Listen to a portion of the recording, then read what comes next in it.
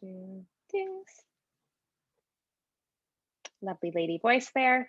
So we are going to just recap what we went over today as we were learning on Pixlr.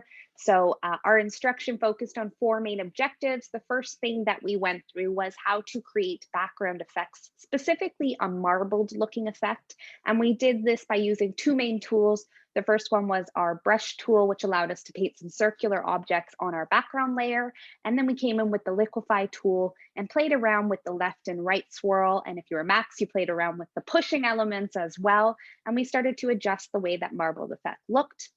The second objective that we covered for today's lesson, we went into coloring images, specifically black and white cartoon style images. And how we did this is we actually applied a layer effect by duplicating the layer of the image, the cartoon that we were working on, changing its blend mode to darken, and then actually coloring it in with the brush tool and adding all our different colorful effects as we liked. And the last thing that we learned today how to do is really how to add shapes and images with glow effects. We added that kind of glow outline to make it, stand out from the background of the page, which I thought was pretty cool. Just a recap of what our design challenge is and what we were working on during this lesson. Today, we focused on creating a design that incorporates all of the skills that we were learning in today's lesson. So the first step was, of course, to create that background layer that had the marble effect. We want to make sure we're importing a cartoon into our projects. Note that there is a link on our Padlet, which actually goes to the Drive folder, and there's some sample cartoons there for you to use in your projects.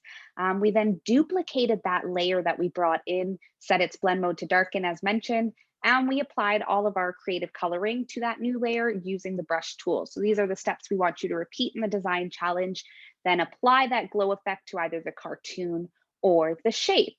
And just to point out where you can find our design challenge for today, it's right on our Padlet board, all the same instructions here. You can actually click on this hyperlink or the one down here. And once you do, you'll be brought to our Drive folder with a bunch of options in terms of cartoons you can choose to work on.